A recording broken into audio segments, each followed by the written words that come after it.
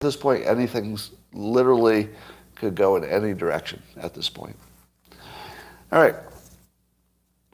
I saw a funny take on, correct me if I'm wrong. I don't know if it's because I'm spending more time on Instagram or if it's really a trend.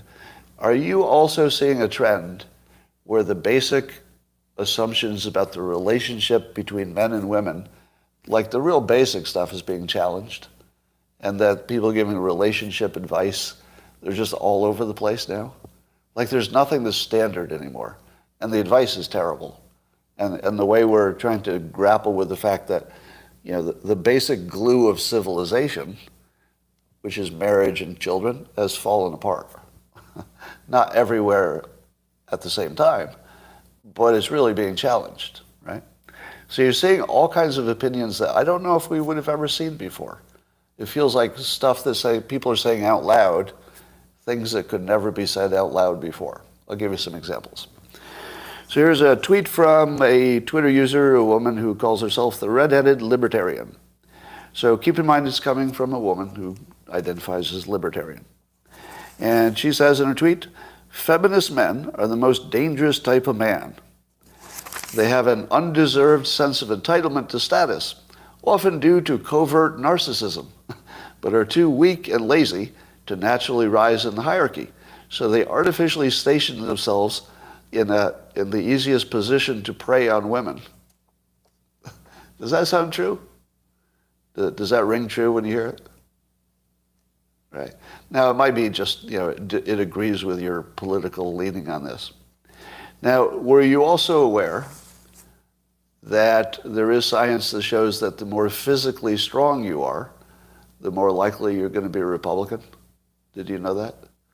And if you're physically weak, you're sort of looking for the government to help you a little bit, like women, right? Because women need help because they don't have the physical strength to defend themselves in society.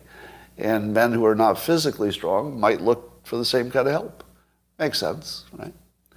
Well, there's a video I just tweeted. I highly recommend it. It's pretty short, just a few minutes.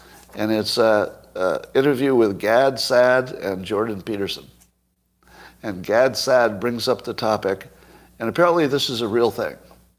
In the world of biology, there's a mating strategy among some types of species, and this is the actual biological name, I'm not making this up, called the sneaky fucker strategy.